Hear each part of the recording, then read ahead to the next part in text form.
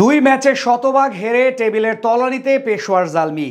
এমন জয় খরায় ভুগতে থাকা দলের হাল ধরতে এবার পাকিস্তানে উড়াল দিচ্ছেন স্পিডস্টার নাহিদ রানা। বাবর আজম, সাইম আয়ুবদের সঙ্গে জুটি গড়বেন টাইগার পেসার।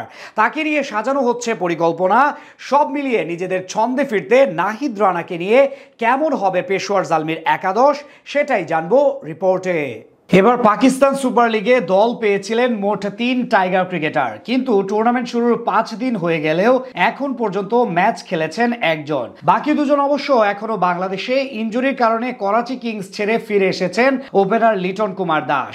এদিকে আন্তর্জাতিক ব্যস্ততার কারণে এখনো যেতে পারেননি নাহিদ রানা। শুধুমাত্র রিশাদ হোসেন একাই বোলিং নৈপুণ্য দেখিয়ে লাল সবুজের পতাকার প্রতিনিধিত্ব করছেন। তবে এবার দলের সঙ্গে যোগ দেবেন নাহিদ রানা, খেলবেন ম্যাচ। নিজের গতি ও বোলিং এর লাইন লেংথ প্রমাণ করে অল্প দিনে বিশ্ববাসীর কাছে গ্রহণযোগ্যতা পেয়ে গেছেন নাহিদ, যার উদাহরণ হিসেবে প্রথমবার পিএসএল এর নাম দিয়ে ডাক পেয়ে গেছেন এই তরুণ পেসার। তবে এখনো দলের সঙ্গে যোগ দেননি তিনি, যার প্রভাবটা অবশ্য স্পষ্ট পেশোয়ার জালমির। নাহিদ রানার অভাবে বোলিং এ পুরোপুরি ছন্ন ছাড়া ফ্র্যাঞ্চাইজিটি। বোলারদের নাজেহাল অবস্থার কারণে এখন পর্যন্ত ২ ম্যাচ খেলে দুটাতেই পরাজয় বরণ করতে হয়েছে তাদের। তাই এবার শক্তি বাড়াতে জিম্বাবুয়ের বিপক্ষে সিরিজের মাঝ পথে উড়ে যাবেন নাহিদ রানা, আর তাকে নিয়ে শক্তিশালী একাদশ গড়বে পেশোয়ার জালমি। দলটার ওপেনার হিসেবে বেশ ভালো ছন্দে আছেন তরুণ বাহাতি সাইম আয়ুব। সবশেষ কোয়েটা গ্ল্যাডিয়েটর্স এর বিপক্ষেও হাফ সেঞ্চুরি হাঁকিয়েছেন তিনি। তবে সমস্যা হলো ক্যাপ্টেন বাবর আজমকে নিয়ে।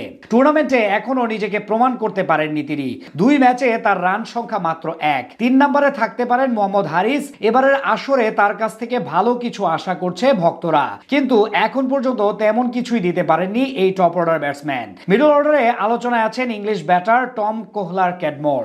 আন্তর্জাতিক অভিষেক না হলেও ঘরোয়া ও ফ্র্যাঞ্চাইজি টুর্নামেন্টে বেশ কদর রয়েছে তার। প্রায় ১৪০ স্ট্রাইক রেটে ব্যাট করতে পারা এই ব্যাটার পেশোয়ার জালমির বড় ট্রাম্প কার্ড। তার সাথে থাকবেন Aussie power hitter Mitchell Owen. টুর্নামেন্টে প্রথম ম্যাচে রান না পেলেও সবশেষ কোয়েটার বিপক্ষে তার কাছ থেকে আসে ১৩ বলে ৩১ রান। তাদের পাশাপাশি ম্যাক্স ব্রায়ান্ট ও হোসাইন তালাতদের মতো ক্রিকেটাররা থাকতে পারেন দলটার ফিনিশার হিসেবে।